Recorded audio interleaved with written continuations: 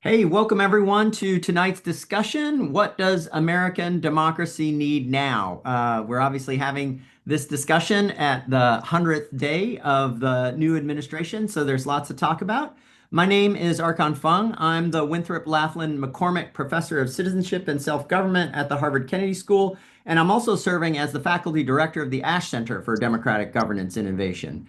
Before we begin, I'd like to take a moment to acknowledge that the land on which Harvard University sits is the traditional territory of the Massachusetts people. We also recognize the continuing presence of the neighboring Wampanoag and Nipmuc nations. Today's event is intended to foster open and thoughtful discussion. Please note that today's discussion will be recorded. The structure of our event will be as followed. We'll begin with some opening remarks from my co-host, Ian Simmonds, and then I'll moderate a conversation with our panelists, and then our distinguished alumni, Bill Kristol and Ambassador Norm Eisen. And then we'll have a little bit of audience Q&A, and to close, we'll break into small groups for a brief discussion and then come back with the results of that discussion. At any time, you're welcome to submit questions for the panelists through the Q&A function at the bottom of your Zoom screen. Before I turn it over to Ian, I'd love to get a quick sense of who's in this virtual room tonight. So we will launch a short poll. Okay, so hopefully everyone can see that. The first question is, which part of the world are you joining from? And you can scroll through all of these questions as you answer them. Second, what is Harvard school did you graduate from? Third question is, what is your class year? Fourth question is, what sector do you work in? Are you in elected office? Do you work in campaigns? Are you in a government agency in the civil service? Are you in the nonprofit sector, or in a for-profit business organization, or something else? And the fifth question is, what are the chances that by 2029, the United States will be a competitive authoritarian regime? 0 to 20, 20 to 40, 40 to 60, 60 to 80, 80 to 100. And the last option is we are already there.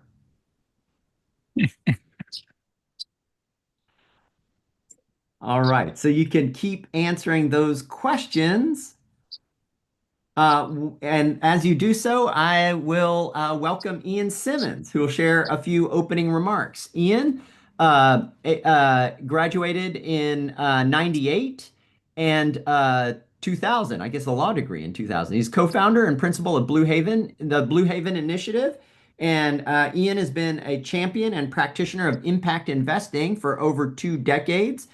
In his capacity tonight, he is the co-founder of Democracy House and Alumni for Democracy, and he serves on the board of directors of the U.S. Impact Investing Alliance, the National Advisory Board for Public Service at Harvard College, and the Leading Change Network. And I'm very happy to be co-organizing this event tonight with Ian and Democracy House. Ian, over to you. Thank you so much, Professor Fung, and welcome everyone. Thank you for joining us this evening. I want to say a huge thank you to Harvard Kennedy School's Ash Center for Democratic Governance and Innovation for co-hosting tonight's event. And thank you to the alumni offices and local alumni chapters for support with outreach. Thanks as well to the staff at Democracy House and Alumni for Democracy for also helping organize the event. As a child, I was inspired by my mother's student volunteer work in the American Civil Rights Movement to expand freedom in America. And as a teenager, I lived for a time in a dictatorship. Not in my family, but separately. I learned that if you want freedom to last, work to strengthen democracy, and that the work of defending, strengthening, and improving democracy takes all of us. That's why I founded Democracy House, which aims to inspire rising generations to defend, strengthen, and improve democracy. A core value of ours is intergenerational engagement, which is why we're so pleased to co-host tonight's event through our Alumni for Democracy project. Alumni for Democracy is a nonpartisan initiative connecting fellow alumni across ideologies to learn, share resources, network, and take considered action. We are now conducting alumni within Harvard and across university communities. This is an all-hands-on-deck moment for America and for Harvard as an institution.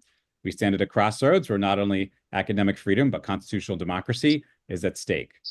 In this moment, the better we connect and learn from each other, the more is possible.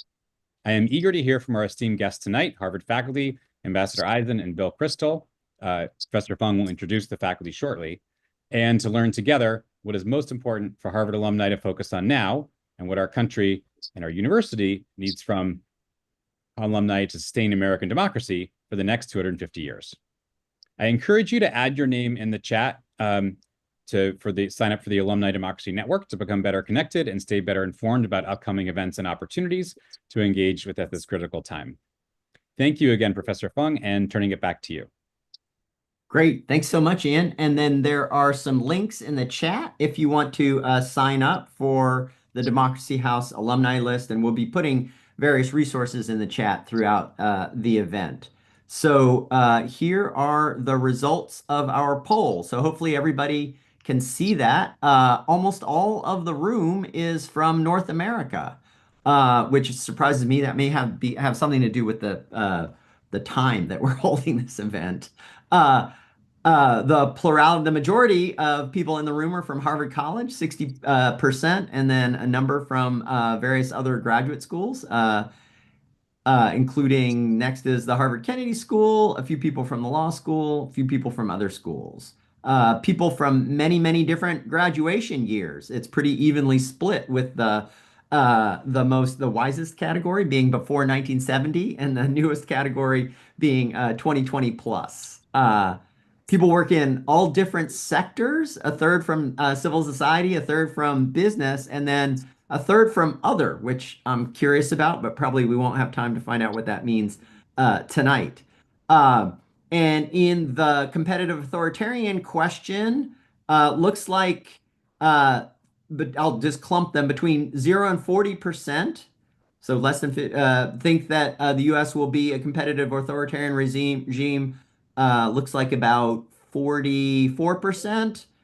40 to 60% of people, or 26% of people think that there's about an even chance.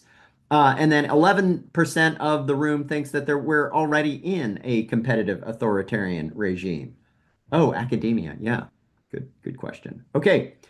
Thank you very much. And now we'll go to our distinguished panel. I'm delighted to introduce my friends and colleagues. You can see their bios on their web pages, but just very briefly, Danielle Allen is the James Bryant Conant University professor at Harvard University and the director of the Allen Lab for Democracy Renovation, among other things. Erica Chenoweth is the Frank Stanton Professor of the First Amendment here at the Kennedy School and is the director of the Nonviolent Action Lab. And Daniel Ziblatt is the Eaton Professor of Science of the Science of Government at Harvard and is the director of the Center for European Studies. We'll also be joined in a few minutes by our two distinguished alumni panelists. Ambassador Norman Eisen is a JD 91. Norm is a senior fellow in governance studies at Brookings and a globally recognized authority on law, ethics, and anti-corruption. He served as special counsel to the House Judiciary Committee for the Trump impeachment. And he also served in the White House from January 2009 to 2011 as special counsel and special assistant to the president for ethics and government reform. And he was ambassador to the Czech Republic from 2011 to 2014. Bill Kristol, undergraduate degree in 73, PhD in 79, is the founding director of Defending Democracy Together, which is an educational and advocacy organization devoted to defending liberal democratic norms, principles, and institutions in America. Bill has long been recognized as a leading participant in and analyst of American politics and American conservatism. Bill was a founder and editor of the Weekly Standard and led the Project for the Republican Future. He served in senior positions in the Reagan and George H.W. Bush administrations. And before that, he taught politics at the University of Pennsylvania and at Harvard University. Okay, so we organized this webinar to gather together alums to reflect on the first 100 days of the new administration. The two main goals for the next 90 minutes are to reflect on the challenges and opportunities facing American democracy and to discuss what we can do together and what each of us can do individually to make democracy healthier now and in the future. So I'll start off with a few questions, and then people should feel free to engage each other or take it in different directions. The first question is for Erica. And so, Erica, one question I've heard a lot in progressive circles, and especially from foreign students and faculty looking at what is happening right now in the United States, is why aren't you out on the streets? Don't you care about your democracy? Erica, among other activities, leads the crowd counting consortium, which is devoted to telling us how many people are out in the streets. So, can you tell us whether or not Americans are in the streets or not? Yes, thank you, Archon. So my team at the Crowd Counting Consortium, which includes me and my co-PI, Jeremy Pressman at UConn, and Soha Hammam, and a variety of research associates and assistants, we track daily protests in the United States and have done since the Women's March of 2017. And because we have a pretty good comparative lens over time, I feel pretty confident saying that we're seeing a very high level of protest right now in the United States. So if you look at just the period of January 22nd through the end of March of 2017 versus 2025, we've counted about 3 times as many protests during 2025 as we did during that exact same period in 2017. And that's in terms of the number of protests around the country. They're happening in every corner of the country. And in some cases, they're very large, right? Very large single days of protests, like the April 5th protests, which we haven't even finished counting yet because there were so many independent events, and we very carefully validate every one of our records. So it's just literally taking our team that long to tally an event that was almost a month ago. So these are big moments, big mobilizations, and a ton of protest. The second thing I would say is that we're seeing a very large variety in the methods of nonviolent action, which is something that distinguishes this period from the 2017 version of it. And when I say methods of nonviolent action, I mean not just protest, but also economic non-cooperation, so boycotts of products, of companies. And we're seeing sellbacks of products that people associate with the administration. We are seeing threats for more large-scale economic cooperation, like limited or general strikes and things along those lines. So those are the important thing to note about the variety of actions that people are taking, is that it suggests innovation tactically and the capacity to build more material impacts that are like tangible economic impacts on the targets that the movement is trying to affect. And then the third thing I would say is that we are starting to see, in my opinion, a much more concerted coordination between what you might call grassroots mobilizing and grass tops mobilizing or collective actions. So there's a lot more of kind of the established institutions of society that are starting to band together, starting to push back. We saw from day one that there was a lot of litigation, but now we're seeing collective action and kind of a desire to stand together against some of the perceived intrusions on academic freedom in the case of higher ed, but also freedom of expression and states and local authorities and a variety of other rights and kind of constitutional norms.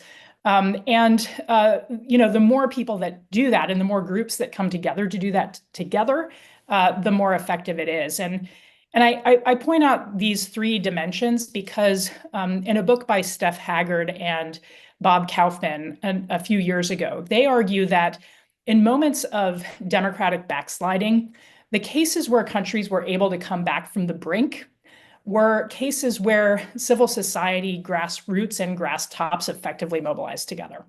In cases where they didn't, the institutions couldn't function to save the democracy. So in other words, civil society mobilization is really where the buck stops. It's the beachhead for democracy. And that usually looks like a lot of protest, a lot of economic non-cooperation, and the beginning of a sort of united front in a way, pushing back on the backsliding episode. That's terrific. Just from in the chat, that's going by really quick, a really rich discussion, which is terrific. Deb asks whether we know anything about the number of people protesting at the many protests, or is that just too difficult to ascertain? One of the things that's unique is because there have been so many protests and I think so much media attention to the flood of news coming out of Washington, we have fewer events that we have reliable figures for than we would before. So for example, in sort of January of 2017 and February 2017, we were able to get numbers on something like 75 or 80% of our events. And now we're down to between 30 and 40% of events that we can get reliable figures on. And so even with that, we can say that there's a very impressive and substantial number of people participating in protests. And organizers of the April 5th event have claimed that there have been millions of people, like in the low, 4 or 5 million. We, as I mentioned, haven't been able to complete our tally yet, but I wouldn't be surprised if by the end of that tally, we're into some very impressive kind of showing for that day alone. Yeah, great. Thank you.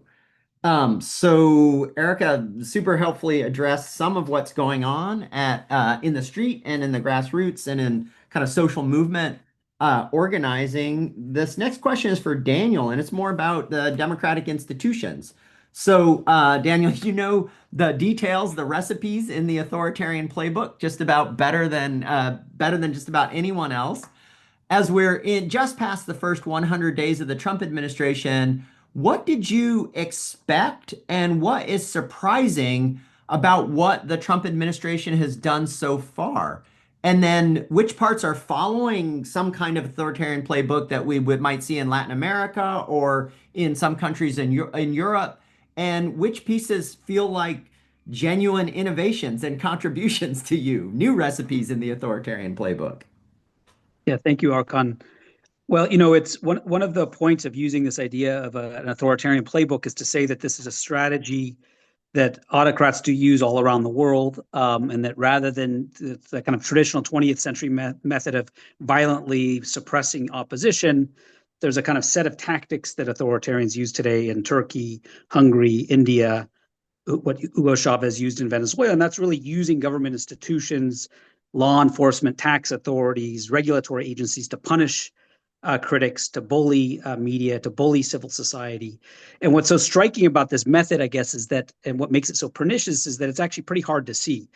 So quite far away into Hugo Chavez's presidency, 3/4 of Venezuelans still thought they were living in a democracy. And the reason it's so difficult to see is often the methods that are followed are legal. Not always, but often legal, following the letter of the law, following the Constitution to a degree. So what is happening, I think what's happened in the first 100 days in many ways follows that playbook. And we use a metaphor drawn from sports to help people kind of recognize the threats because it's so hard to see. And so what Steve Levitsky and I in our book, How Democracies Die, what we propose is this kind of metaphor of that authoritarians capture the referees, they go after opposition players, and they tilt the playing field. And at the end of that process, which often takes a decade or more, you have essentially a non-democratic system. And so what we've seen actually is a lot of that playbook at work. I mean, a lot of this was in Project 2025, and so we ought not have been surprised. But just to give you some examples of capturing of the referee, going after loading up the Defense Department, the Justice Department with loyalists, firing inspector generals, essentially perverting the rule of law institutions to allow the Trump administration to protect itself and to go after opponents. And then that's in that second step, the kind of taking out of opposition. I mean, we've seen, investigations opened up against Chris Krebs, the cybersecurity chief in the 2020 election. So critics of the administration, the bullying of law firms, the opening of investigations into Democratic funders like Act Blue, the opening of investigations into CBS, ABC, major media outlets, attacking universities, as we all know, and even attacking Republicans who are critical of the Trump administration. This is really going after the opposition in a way that very much fits the playbook. The third thing that we point to is a kind of tilting of the playing field. That's the sort of final step where the rules are really changed in such a way to make it really hard for the incumbent to lose. And that usually happens through changes in the election system. Of course, it's only 100 days in. We haven't seen that yet. But on those first two metrics, kind of, we see it looks very familiar. You asked also, though, what's different? I guess a couple of things strike me as different. One is, first of all, the role of Elon Musk in all of this. In no case that I know of Do you have often there's alliances with oligarchs, but in no case that I know of are oligarchs themselves in this and so directly involved in this process. So that's been very distinctive about this first 100 days. A second thing that I would say is distinctive is the kind of whole process of Doge, where there's this attack on the state. Usually the attack on the state is done to kind of fill the state with loyalists to weaponize the state. In this instance, what we've seen, which is so distinctive and maybe a kind of American variant of this, is that an intentional dismantling of the state. I mean, this is something actually that's quite striking and unusual for an elected autocrat. And so I think, part of the thing that, there's other motivations driving this, perhaps. That's something we could talk about. But there's a sort of self-undermining element of this at some level, possibly. And then I guess the third and final thing I would say that makes this particular first 100 days so distinctive is the rapidity of it. I mean, one of the things that was so striking, if you compare this, in our book, we had looked at the first 6 months or first year, a kind of report card of other elected autocrats. And usually it takes a while for them to kind of get up to speed. And this has happened incredibly quickly. And the broads, instead of kind of sequencing this, the kind of broad swath of targets across the spectrum, across all sorts of civil society, governmental institutions, the flooding the zone strategy in some ways is really pretty distinctive. And I think, there's within this potentially there's a vulnerability which it generates lots of pushback. And I think that's what we've, as Erica just described, we're only now beginning to see. Yeah, that's great. Couple follow-ups on that. Bea in the chat says, but what on the competitive authoritarian bit, but she says a lot of what the administration has been doing is not legal. So one question is, do you agree with that or not? And would that be different? And then maybe I wonder if you think that the rapidity of, as you say, your third point, the rapidity maybe a saving grace, because as you say, if it's slow, it takes people a long time to realize what's happening. Maybe the sheer speed of it generates a kind of transparency and awareness that might not be available in other. Yeah, on that first point, I think that's really, I mean, I should have added that as something that's different. I mean, I think there, the constitutionality of so much of what's been happening is being challenged in the courts, and and I think there's lots of reasons to think what's happening is illegal, and so that is a potential vulnerability of this strategy. I mean, one of the things that Viktor Orban did was would pass 2,000-page bills and over the weekend, give it to the parliament. The opposition would have no time to look at these bills. There'd be bills on all sorts of kind of obscure issues, and then buried in the middle of it would be a couple of pages describing a remaking of the court system, which happened then legally. So in this instance, a lot of this stuff is unconstitutional, and that's why we're seeing so much of the pushback take place in the courts. Although I certainly think that the courts are not, although essential, are certainly not enough. And broad public pressure is also really necessary to bolster the courts as well. And on the second point about the pace, yeah, it's a double-edged thing. I mean, I haven't quite figured out what I think of it. I mean, because on the one hand, it's very easy to entrench rule very quickly. And so, I see somebody else in the chat puts up a point about the American federal system. The U.S. is a very large country. A lot of people feel very distant from the reforms or from the kind of agenda that's being carried out right now, in their daily lives. A lot of people do feel it, of course. And so this partly explains the kind of dispersed nature of the initial protest. But I think, so I'm really undecided on this. If the pace of the reform, it's both a risk, it's a double-edged sword in a sense. It's a potential risk because if there isn't a response sufficient enough, then it becomes really hard to push back. I mean, I think the idea of waiting till the midterm elections to do anything is really naive. On the other hand, I think you're right, and the questioner is right that this is beginning to generate backlash, and it has to sustain itself. And the kind of broad swath of the attack maybe generates all sorts of interesting coalitions pushing back against it. Great, wonderful. And then next question is for Danielle, and asking about a couple of articles that you wrote recently. So 2 weeks ago, I think as many people on the call know, Harvard University leadership decided to reject the demands of the Trump administration. And then a few days later, it filed suit in court. Many people around here on campus are sighing in relief and are cheering. And the move seems to have catalyzed quite a bit of collective action among other university leaders and lots of corners in anti-Trump America. Writing in The Atlantic recently, you think that in the longer term, universities in general and Harvard in particular also need to change pretty deeply, that defense of what's coming at us is not enough. And instead, you say, instead of focusing just on economic innovation, as the Harvard webpage currently leans into heavily, or national security, what does higher ed need to do to have a good, renewed social contract with America and American democracy? Thanks so much, Archon, and thank you for putting this conversation together. It's funny, the different kinds of pieces of experience that can come together in affecting one's thinking about an issue, and the very dramatic assault, existential assault on universities has also brought to the surface for me the way in which my own personal entrance into the life of the mind came through various instances of bullying over the course of my life, literally starting on a playground in third grade when one kid was trying to keep me away from another, and I ended up spending the whole year at recess just sort of walking the edges of the playground, thinking, because I didn't have a way into the social space there. And that's a sort of terrible way to enter the life of the mind. Another sort of episodes in college, and then September 11th was another moment where the sort of force of an attack produces paralysis in the first instance, but then in the place I was, University of Wisconsin at the time, this incredible sort of deep, rich engagement with thinking, and then the sort of recognition that that role, the thinking being that we are, the life of the mind, is really the sort of origin and source of freedom. And the important way in which bullying can teach us that lesson over and over again. Again, one doesn't want to learn the lesson that way, but one does learn it. And I do think that is a part of what, as a society, we've been relearning right now, that civil society is a space of freedom. Universities are anchors for that space of freedom in civil society. To recognize universities, though, as anchors for the space of freedom in civil society is really also to call our attention to the question of the social contract between universities and the American people. And so that is where I do think there is a lot of work to do. I think we haven't tended to that contract as well as we should have done over the last few decades. And to some extent, I think that's sort of accidental byproducts of things we did choose to focus on.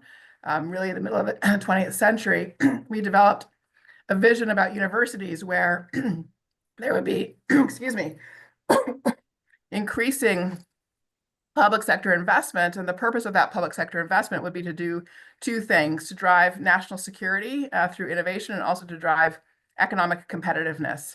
And those investments in universities actually were paralleled by how we invested in our K through 12 system, a real focus on STEM education for the sake, again, of economic competitiveness and national security. But if you just stop for a minute and think about what makes a healthy democracy, I think you recognize pretty quickly that those two pillars, which are really about our competition in the global context, neglect the quality of our life at home. That third pillar that I call a pillar of civic strength is also necessary for a healthy democracy. So as I see it, where universities have fallen down in their social contract with America is to not pay enough attention to the cultivation of civic strength. And I basically see sort of three core problems that have eroded that social contract and made it vulnerable to attack. There's the problem of technocracy. There's the problem of slowed mobility. And then there's the problem of unfairness and perceived unfairness, a sort of blend of both of those things.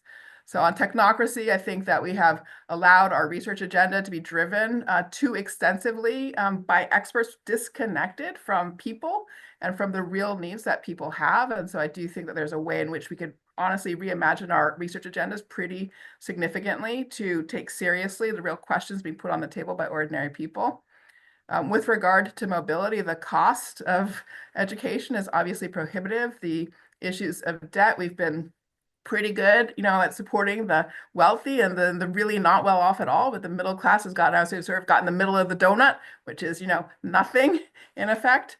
And that's pretty rough. And then obviously affirmative action has generated a substantial under perception of unfairness with regard to access to opportunity. So I actually think to address all those things, we ought to be experimenting with restructuring university education as 3-year degrees instead of 4-year degrees. That would both save families a lot of money and also enable us to get a lot more people on this campus taking advantage of the resources that we've got here. A decade ago, I wrote an article arguing for an approach to admissions that used a merit threshold and then a lottery above that threshold to get geographic and or socioeconomic diversity. I think there are actually ways we could innovate and have, sort of engines of pluralism on our campus and also fairness and opportunity. A lot more could be said. And then lastly, I do think it matters that we center life on campus community around a value of pluralism, recognizing that people are different in so many dimensions. Yes, race, yes, ethnicity, yes, gender, but also viewpoint and religion and family background and geographic origin. And it really is our job to cultivate an environment where from all those backgrounds people can thrive, and really importantly at the center of that we're actually able to have serious, robust, hard debate. That is actually an unfamiliar experience, too unfamiliar to too many on our campus, and that is another dynamic that we need to change. So I think all of that work we can do simultaneously to defending against illegal and unconstitutional attacks that can go along with forward-looking innovation. That is terrific. Thank you very much. I want people should read the chat because there are great questions in there and comments, and we won't be able to deal with all of them or even very many of them, but the content is quite rich, I find anyway. I want to bring Ambassador Eisen and Bill Kristol in. And so next question is directed to Ambassador Eisen. And so you should, feel free to answer this question and then comment on anything that's been said so far as well. I think it's like time to get some exchange going among people on the panel right now. So Ambassador Eisen, I follow you very closely on Blue Sky, among other social media. And from that trail, I've learned that you've been filing a great number of cases against the Trump administration. What are the one or two most important of these cases for protecting democracy? And then also, how do you respond to critics? And I might count myself among this number, who think that the court-based strategy is limited because the administration seems to be slow walking everything. And then somebody in the chat anticipates ultimately that the administration will defy the courts when push comes to shove, when the slow walk runs out. Thanks, Archon. Thanks to the very distinguished panelists, and I'm so privileged to be here with my co-alumni respondent, my friend Bill Kristol, who I actually talk to every morning about this crisis of American democracy that we find ourselves in.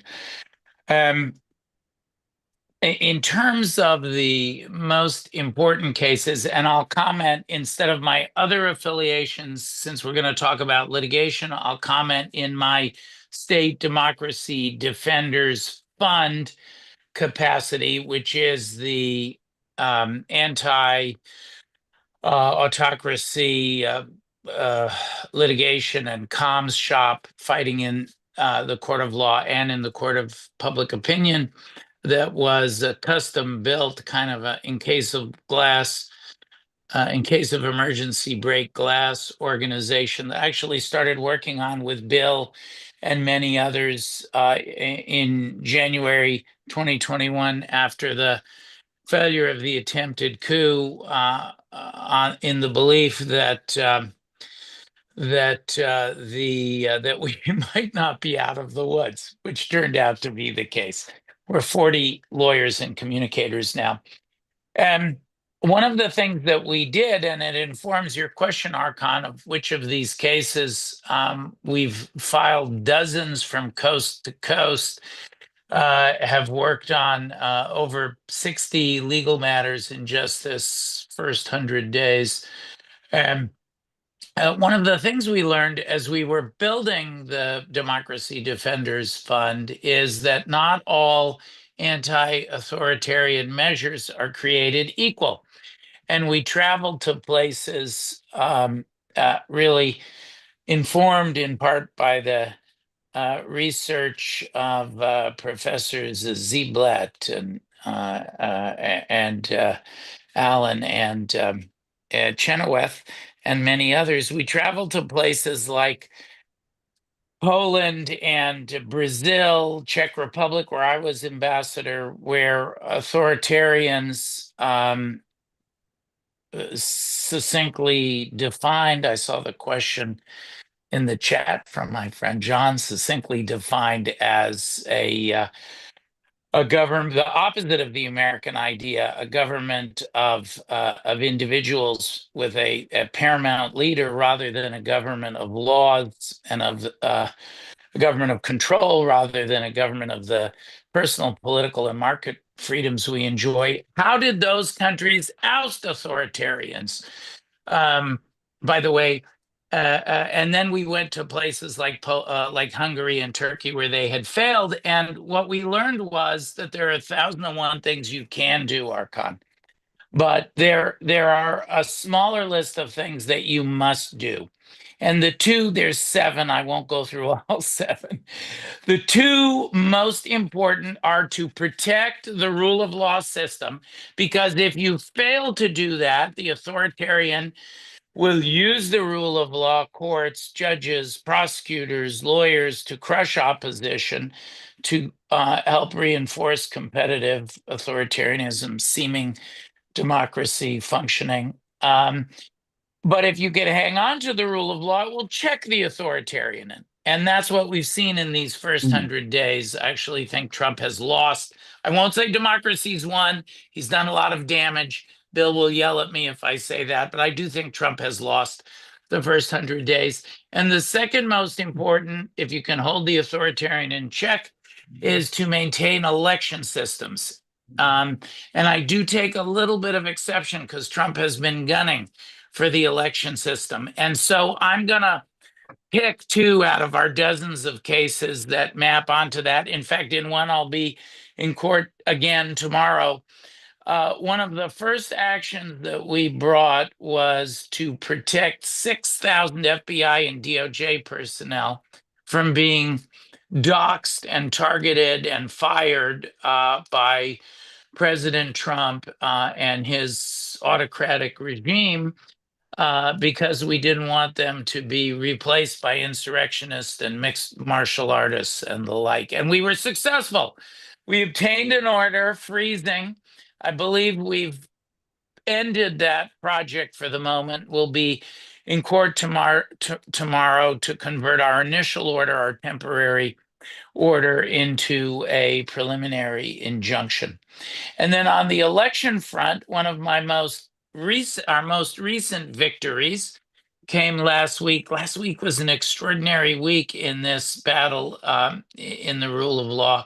There were in the space of 72 hours, there were no fewer than 7 orders issued by courts stopping unconstitutional conduct. It was a tipping point that defined that Trump loss. You're seeing it in the public opinion polls and many other places.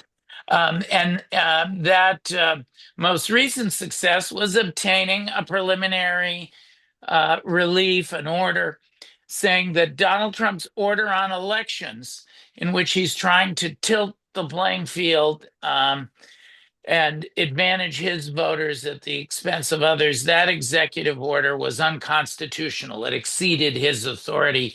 Congress and the states are in charge of elections, not Donald Trump. And those 2 victories, because they protect those first two pillars, those areas of contestation, I think are the most important ones. And then I'll finally just say I've gone on at too much length in response to your first question. And I have so much to say about the fantastic insights of my colleagues on the panel. But for those who think that perhaps the courts are too slow, they won't work, Donald Trump won't obey the court orders, I actually think what we've seen is the court victories have struck sparks in all of the other principal areas where we learned in our research democracy needs to be vibrant to hang on. In public protest, where Professor Chenoweth talked about the massive public protests that we've seen, in and at polling places where there was a landslide win, a referendum on Musk versus the people in the Wisconsin Supreme Court race, far greater than exceeded margin. And finally, even in political leadership, I thought it was so telling. There's been so much kvetching about political leaders, but take that election case. The AGs, state elected officials, are litigating that case in tandem with us. And when I was in court, there was a whole table full of lawyers representing Chuck Schumer and Hakeem Jeffries also litigating to protect our elections. So I think you're seeing all of those cylinders clicking. 80% of Americans say they want to see Donald Trump obey court orders. And if he disobeys them, I think that will be the end of the regime. So those are my answers to your questions. Forgive the excessive length. No, that's terrific. And I just wanted to highlight one point that you made, which is that what happens in the courts affects what happens in other arenas. And so I thought, for those that following closely, I thought particularly interesting was Judge Zinnis's requirement that the government defend every single day what they're doing or not doing to bring back Kilmar Abrego Garcia.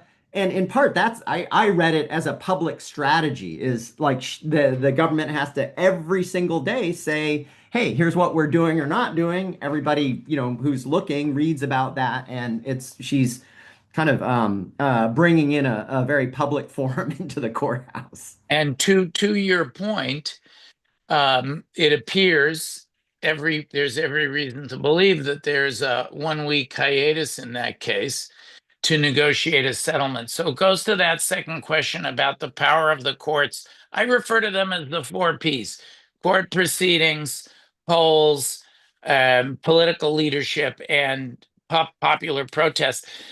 The power of the courts when everything else was so supine to spark that reaction. But as Brother Bill will tell you, actually represent him and a large group of other conservatives filing briefs in those immigration cases. As Brother Bill will tell you, there's also been tremendous damage and harm, and it's only the first 100 days. We have 14 more of these 100-day periods to contest and to defeat autocracy in. That's terrific. Thanks. Next question goes to Bill Kristol. And Bill, I hate to do this to you. You probably hate it to be done. But to Danielle's point, I don't get to talk to conservatives nearly as much as I would like. So my question for you is, what are Democrats or the resistance missing about this moment? And what do you think our main blind spots are? What would your advice be to either Democratic politicians or the activist groups in the grassroots? Is it about focusing on economy rather than immigration, appealing to mass anger and frustration rather than moves in Congress, something else? Like what are the insights? What are our blind spots here on the center left or left? Yeah, I'm not sure how much of a conservative I am anymore, so I don't have any great conservative insights. I do think let me answer it in this way. I agree with so much that's been said, and it's been very interesting. I guess I do think the discussion as a whole is a little abstract, a little formal almost, and formulaic sometimes. Has too much confidence in ideas, in the Constitution in a way, which of course the founders said was parchment barriers, and this was a little bit against. I mean, I was a political philosophy person. I believe in ideas. I believe ideas have consequences and all that. But the discussion needs to be enriched, I think, and I really mean this as an additive thing, not as a criticism of the focus and all the other things which I've also talked about, by a discussion of power. A word that no one seems to mention, but it's kind of important in actually defeating autocrats to actually have levers of power that can trump their power. And in the case of the president right now, with the executive branch at his disposal, a little more at his disposal than in the past because of court decisions, and his party controlling Congress, and his party almost entirely at this point under his control, he's got a lot of power. And he's not going to be stopped simply by ideas. The courts can do a lot, but they can't do everything. So I think just a hard-headed analysis, I mean, Daniel sort of touched on this, I'd say, indirectly in his books does, but, what levels of power does the opposition to autocracy have? And are we using those levers of power, very effectively? Similarly, in terms of the rule of law, I'm totally for that, very important, Constitution. I mean, institutions really matter, and we should be a little more granular and precise. And I mean, huge amount of damage can be done to democracy in ways that may not be unconstitutional. They may not be illegal. I mean, they introduced, after all, the Elon Musk noise, they introduced a Schedule F late last week, which would turn 50,000 civil servants into at-will political appointees that hired and dismissed. As such, probably constitutional, especially if they went through and did all the dotted their I's and crossed their T's on the way they did it in terms of the Administrative Procedure Act. Probably legal, I should say. Almost certainly constitutional. We had a SWAT system in this country, and I don't think anyone thinks particularly that the Civil Service Act of 1873 is required by the Constitution. What would our government look like with 50,000 political appointees in charge of every agency, 10 times as many political appointees at every agency? What would it look like with 250,000?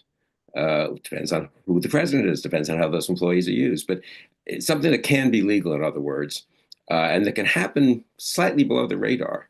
What if our military promotion system gets changed in the Pentagon? That's very little of that.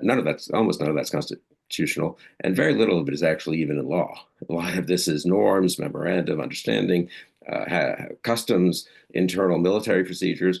What if that gets politicized for the selection of general officers over the next 2 or 3 years? What if it gets politicized for the selection of junior officers? What if enlisted men and women are allowed to, engage in politics in a way that they have been pretty strongly dissuaded from doing? What if the FBI doesn't have 2 political appointees, but 30? What if the Justice Department, we're seeing what's happening there? So I think a hard-headed analysis of these institutions, and especially, and this now ties back to my first point about power, especially what social scientists call them, the power agencies, the various terms that are used, the institutions that matter the most in preserving democracy or in destroying democracy. And there, Trump, for all of the madness, has been pretty focused. I mean, where does he have his most loyal, unqualified, but that's good for him because it means they really just depend totally on him, people with no standing of their own? Where does he have those cabinet officials? Defense, FBI, DOJ, Director of National Intelligence, people who he learned from Mark Milley that, Milley was Trump liked him at first. He was chairman of the Joint Chiefs. He was, he was a by the book guy. He didn't want to pick fights with Trump, but he had a standing of his own. And when he thought things were going over the rails, he had a network he could call on, a fellow 4 stars, 3 stars, people in the defense and national security community in Washington, an informal network of elites that would make it hard for Trump to have fired him in that very dangerous period between November 3rd? I can't even remember anymore, and January 6th. He could fire Mark Esper, but he couldn't really fire Milley. They couldn't do what they wanted to do with the Defense Department. Same with Bill Barr and the lawyers. He has no one like that in these positions.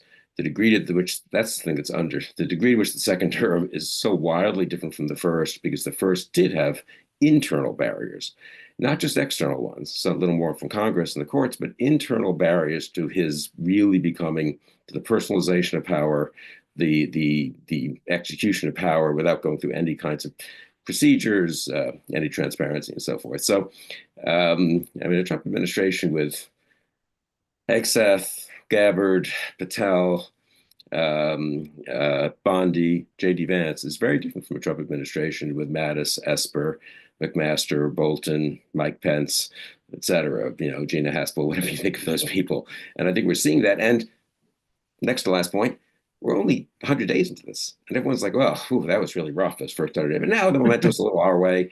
And, I think it's going to be okay. And I think it could be okay. And I think the momentum is a little our way. But we're like, what are we, 1/15? We do not have a parliamentary system. And Trump is going to be president. And if he's not, J.D. Vance will be. And the Republicans will control Congress, not for the next month or 2. It's not Canada. There's not going to be a snap election and a nice result. They're going to control it till to January 2027.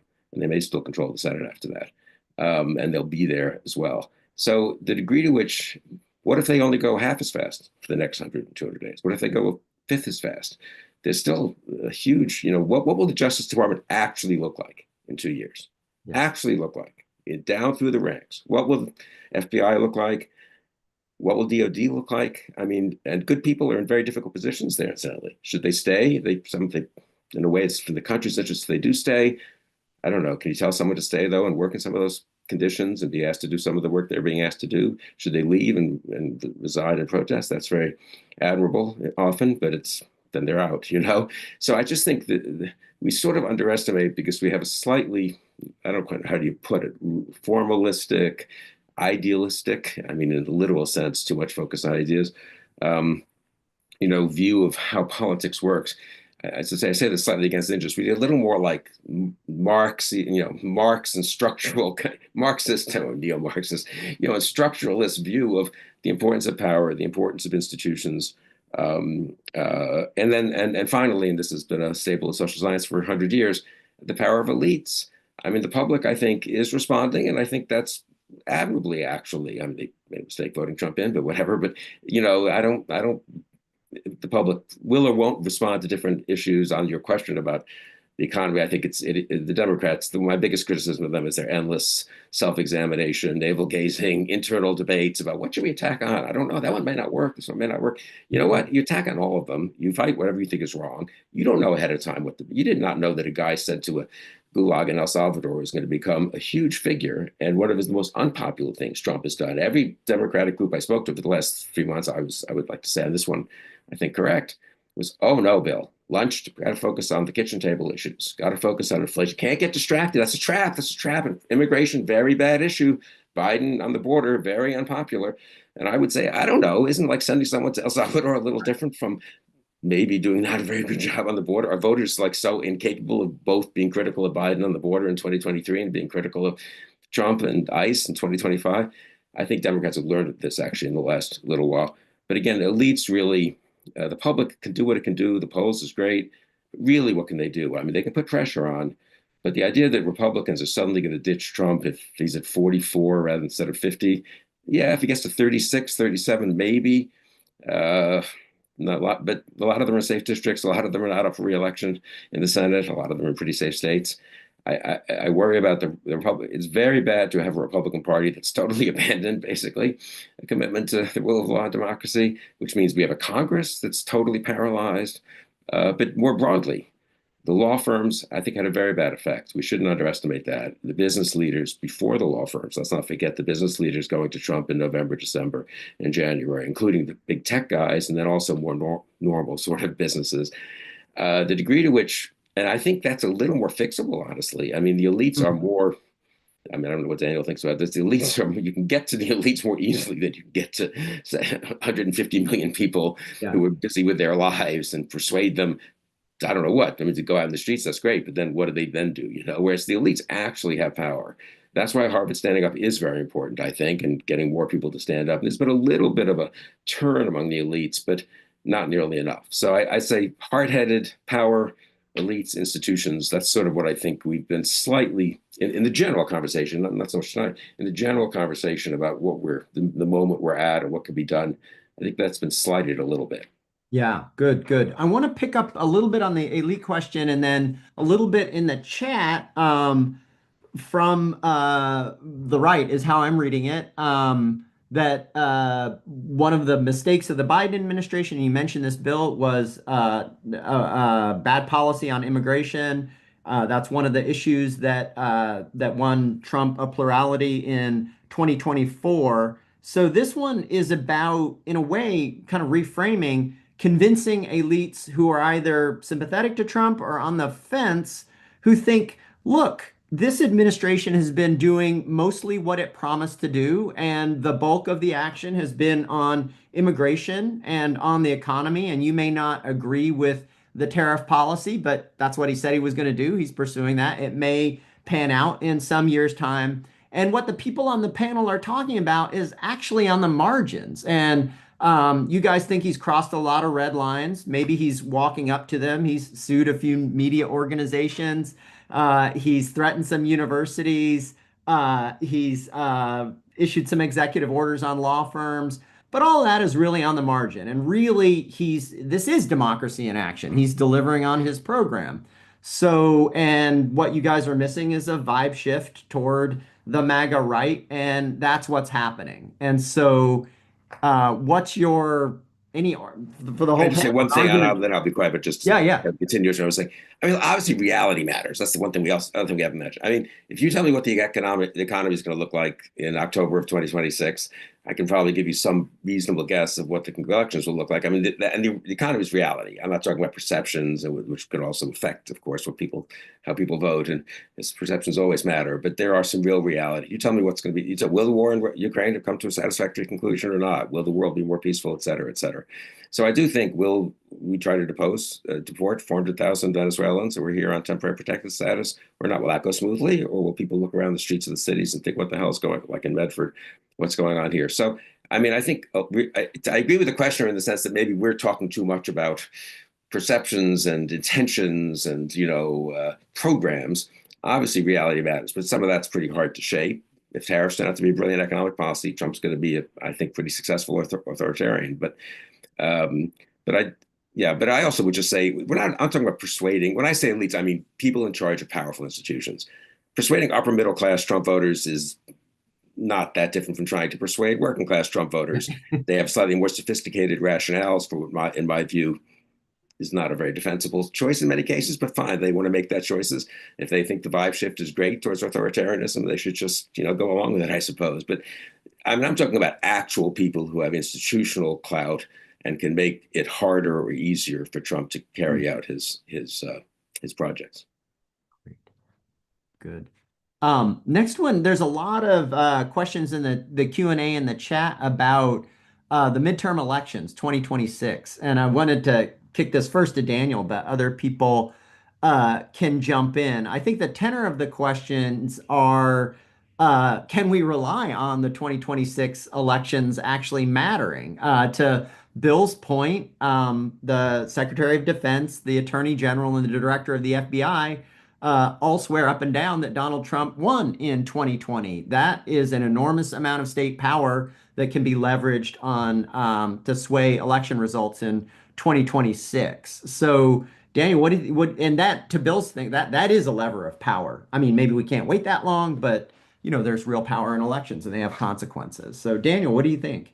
Yeah, I think the 2026 elections can be meaningful. I mean, we're talking about congressional elections. We're not talking about a presidential election, so it's a very different set of procedures. But I really agree with a lot of what Bill just said. I mean, I think there is one of the things I was struck by is, and I really don't want to be hyperbolic here, but I was recently reading Robert Paxton's book on the rise of fascism. I have to admit, I never read past. It's like a 6-chapter book where it's just kind of the sequence of how fascists come to power. And the last chapters are what happens when the fascist is in power. And I have to admit, I never read chapters 6 and 7 because I sort of never really quite got to that. But when you read those chapters, what you see is that there was like a 3-year struggle, at least, between the establishment actors and the really nuts fascist Nazi radicals. And there's this real power struggle taking place within government ministries. And what I've been struck by is the pace at which this transformation has taken place in a way that Bill just described much more rapidly than anything that happened in the early 1930s. Now, I think there's many other differences. I mean, there's incredible levels of political violence in society in Weimar Germany in the years that followed. So there's lots of other ways in which we're much better off. But in terms of this capture of these power ministries, I think this has happened much more quickly. And the only way to make sense of that, like how is that possible? The only way to make sense of that is that this isn't the first 100 days. In some ways, we're doing ourselves a disservice by calling it the first 100 days. This is year 5 of this project. And that's why, there's been 4 years, there was 4 years in the first administration of experimentation. And now we're in year 5 of this process. And that's partly why, that's the only way I can make sense of it. That said, I think, there's sources of resilience. I mean, I think there are these remarkable differences. And I think, the decentralization of our election system, some of the questioners have been asking about federalism, the sources of power within very wealthy states, our federal system, the roles of attorney generals, our robust court system that Norm has described. So there's other sources of resilience, but I think we shouldn't be mistaken for understanding the degree to which this process of capture has happened much more rapidly than I think any of us would have expected. So you asked about the midterm elections. I gave you a sort of slightly different answer, but I do think the elections are, I think the big mistake, I'll just end with this, is to say, I think it was Thomas Friedman had this column early on saying, well, he wasn't sure if he really believed in politics anymore, but he believes in the laws of gravity. And I think there's too many members of the Congress, the Senate, and the House who kind of think we just have to wait. The pendulum will swing the other way. poll numbers will drop, and 2026 rolls around and we'll be just fine. And I think that's totally naive. In politics, there is no laws of gravity. Unfortunately, it takes active work. And that's, I think what we're beginning to see, but we can't just wait till 2026. If we do that, then in fact, the 2026 elections is too late. Great, thank you. So this one's for the panel. Everybody's been reading the recent polls, or anybody on the panel, anybody on the call. And the Trump administration's policies are quite unpopular, but just about as unpopular are Democrats. So according to a recent NBC poll, 24% of respondents say only the Republican Party fights for you. 23% of people think only the Democratic Party fights for you, but 38% think neither party fights for you. So I think there is a midterm law of gravity. There is, a tendency to a pendulum swing, but part of the midterms and before the midterms and certainly after depends on mounting some effective opposition. So what about will there be what are the steps toward generating some effective political opposition on the part of leadership? And do you see that happening, or do you see some not happening? Are you concerned about that? I'll take the Democrats. Yeah. I'll take a quick stab, then pass. I lived, when I was working in the White House, through the swing of that pendulum in 2010. And I won't soon forget the feeling of walking through the White House gates that morning after that midterm election. And there's a series of data points. I take my life in my hand making this argument to political scientists and others, but we already have a series of data points. The relative unpopularity of Trump compared to everyone else, the visceral negative reaction to the dismantling of government and the rapidity of that dismantling, the effects it's having, Trump's best issues of immigration and the economy going upside down on him, the broad margins in the by-elections we've had so far, the huge swing in that Wisconsin Supreme Court race, which was expressly argued as a referendum on Trumpery and musketry and versus the people, and which was successful beyond imaginings, but also those Florida races. And they had to remove the nominee for UN because her seat might have been jeopardized in New York. So we're already seeing an accumulation of data that suggests you're going to see that swing. I don't finally subscribe to the James Carville school of play dead. I'm on the speaking circuit with James. Ian and Bill are sometimes in those same precincts. And I don't subscribe to the James Carville school of just play dead and let Trump hang himself. However, I do think we're going to see a referendum, and all the historical and contemporary indications are data are that it's going to be a wipeout. They won't be able to move us into a true competitive authoritarian system where you have the appearance of elections, but not the reality. The playing field is so tilted because there's even if it's parchment resilient, Bill, resilience, these very ancient airbags of parchment, they are triggering. Those guardrails of parchment, many, many layers of parchment are being battered and holding. So I think that those elections will be real and profoundly negative things. And we'll have 3 tests in 2025 to go with Wisconsin and those Florida races. We will have the Pennsylvania down ballot, particularly judicial, very, very important. And you'll have New Jersey and Virginia. And that is my answer. Great. Anyone else want to jump in on election integrity 2026 or the Democrats? Well, I'll jump in on election integrity at any rate. Just to agree with others on the call already that work has to go into protecting election integrity. That is, one of the things that requires attention now. that is, I think, about exactly as Mr. Kristol was saying, working with elites, and in particular, there's sort of the big seven of the sort of organizations of state officials, National Association of City and County Officials, National Governors Association, things like that. That whole network of people who are responsible for our elections, we need to make sure they're ready to stand strong to defend the election system. So that's a very kind of concrete job, I think, that we could call ourselves to in the near term, like make that our project for the next 100 days. Yeah, that's terrific.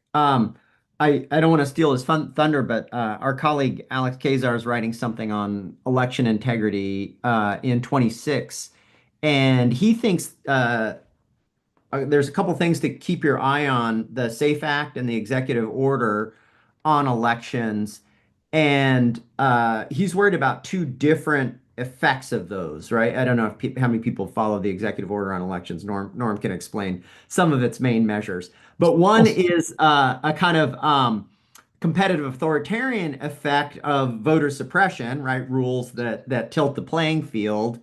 But then the other is to create grounds of uncertainty. If you start requiring state election officials to do all of these things, like require 4 forms of ID only, and change the ballot counting machines and the polling machines, and they don't do it or can't do it, or it's unclear whether or not they're actually required to do it or not, that creates a lot of ground for contestation and uncertainty in a midterm election that in contested districts that could threaten the integrity of them. And so I think he's pretty worried. I think there's good reasons to worry about that election integrity.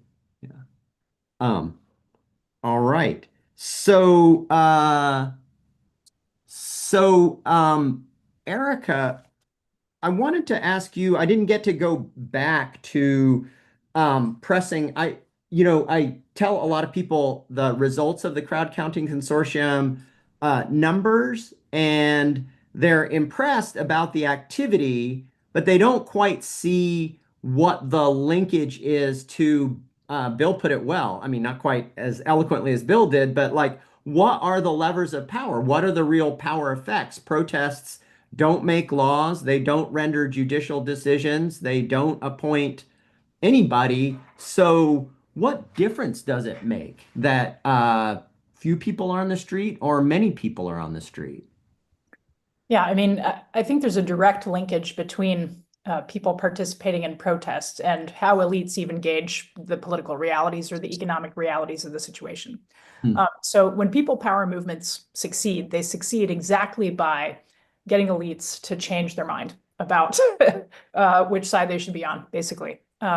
If you look at the great kind of pro-democracy movements of the 20th century, in South Africa, the anti-apartheid movement won by getting the business community to make a decision to put pressure on the National Party to, elevate a reformer that can do business with the ANC. And it's because they felt the pressure of the boycotts and strikes from townships, and they also felt economic pressure from outside.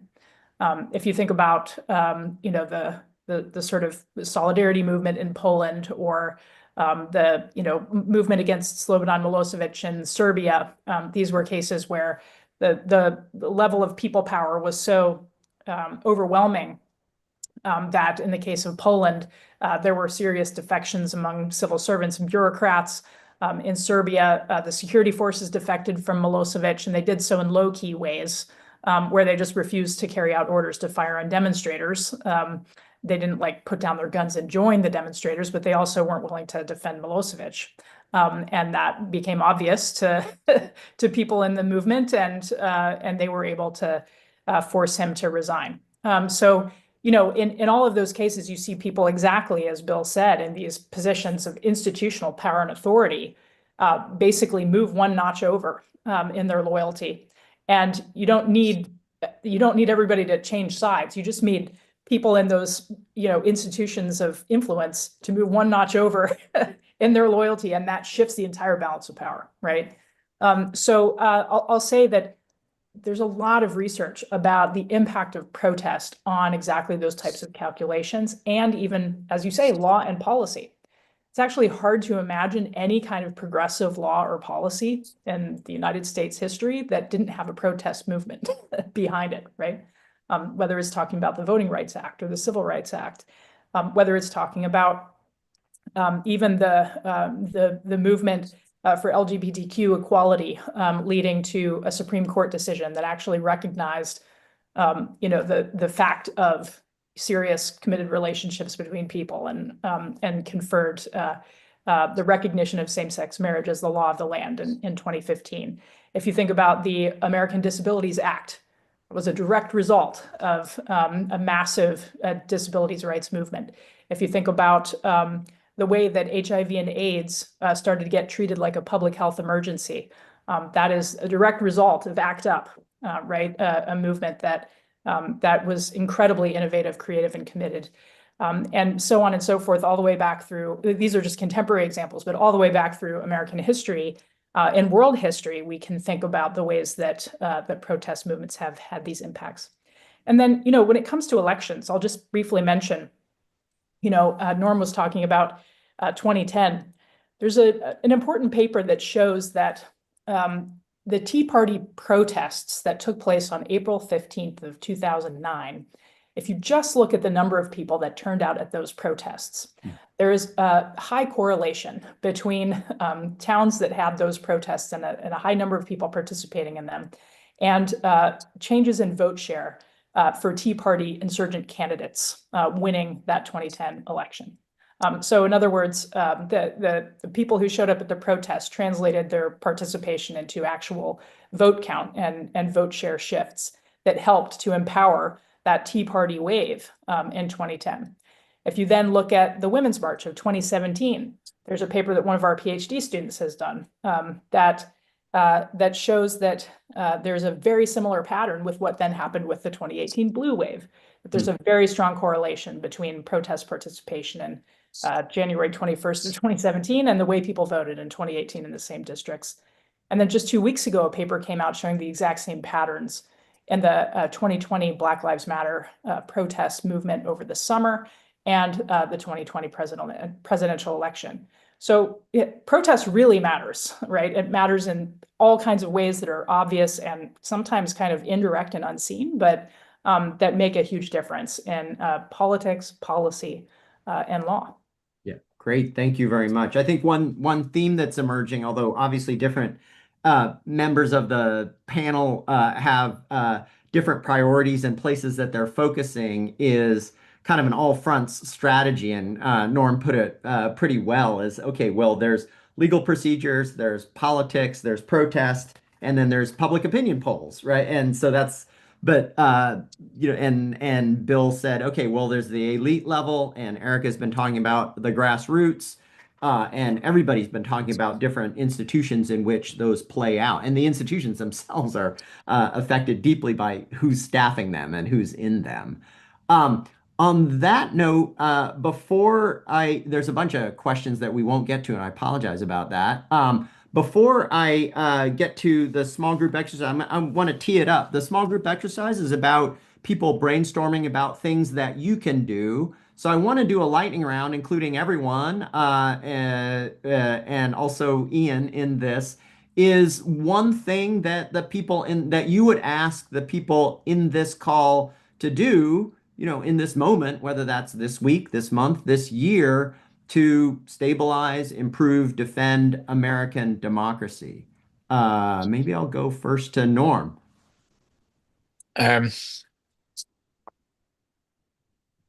Protest. Very doable. Danielle. Well, I'll come back to the big seven, and thank you, somebody, for putting them in the chat. Yeah. And communicating with them about their responsibility and making sure that they're strong to stand up for that. That probably is about protest, but also got to know what we're protesting for. That was powerful in Erica's story. They were all stories of what people were protesting for. Yeah, terrific. Daniel.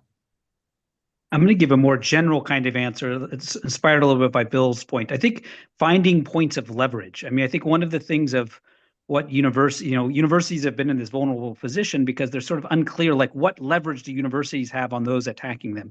And so in the same way that, I just was recently read this piece about some Democratic members of Congress sent letters to the law firms who had sort of caved into Trump, sort of saying, calling them out.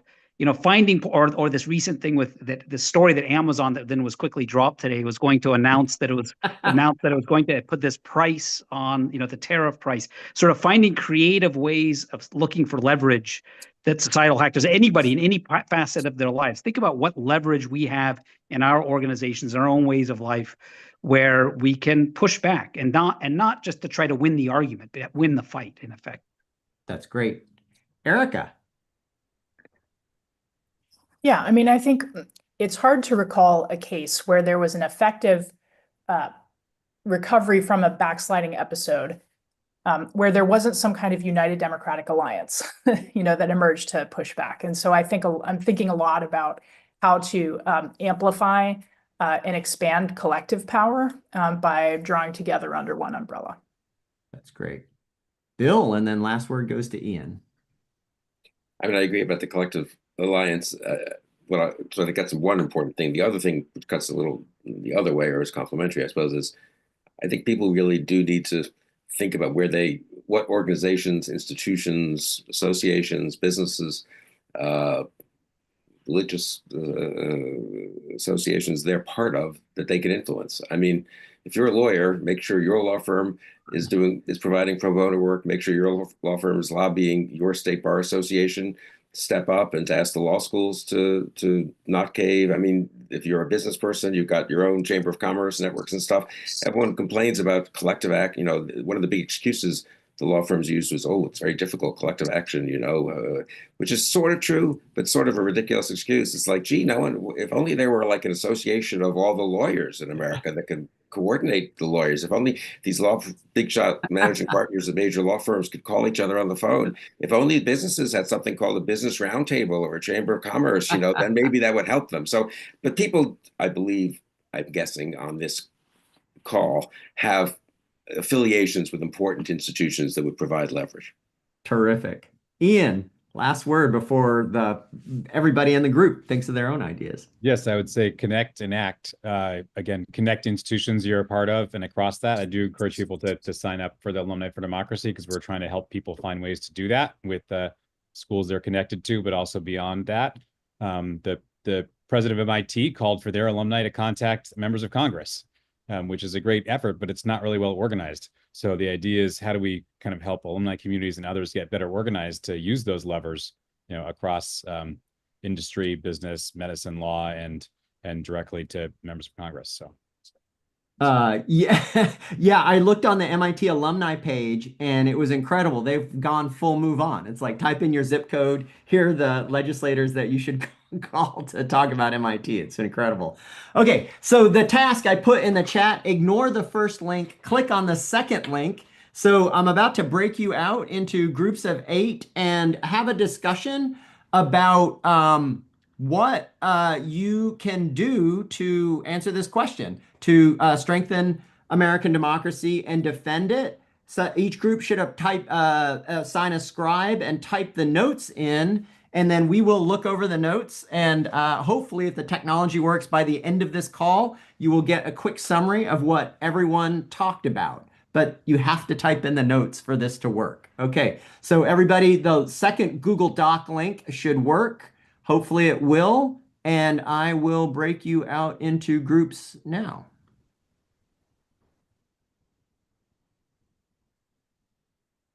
And we'll come back in about 7 minutes.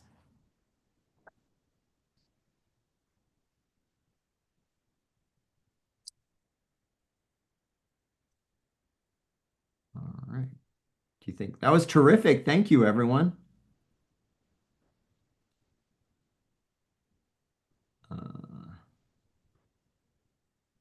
All right. Melissa, can you tell, are people in the rooms? Yeah, 54 people have opened up the Google Doc, which is great. Our participant numbers are trickling down. Yeah, I So think that now means there's- they're joining the rooms, hopefully. Yeah. down to 55. Yeah.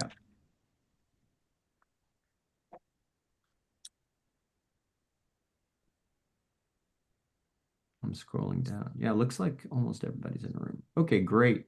So I'll broadcast this. I'll bring people back in about 7 minutes.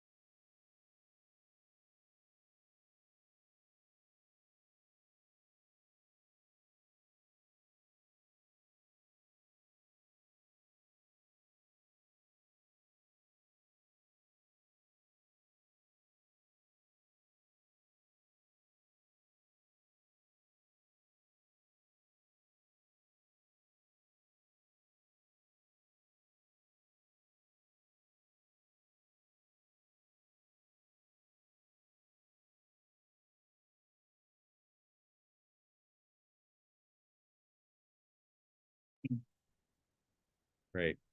All right, I'm bringing people back. All right, are people coming back? All right, great. Thank you very much. We had a not very much time to talk about the ideas, but people generated a lot of ideas. I'm putting a link to the summary in the chat, so hopefully everyone can see that. Some of the top lines are people had a bunch of ideas about civic engagement and political action, some ideas about dialogue and community building, following on Bill Kristol's suggestion, a lot of ideas about institutional and organizational influence, some thoughts about media and information, and then tracking Erica's contributions, some ideas about strategic resistance and advocacy. So hopefully people can see the summary there.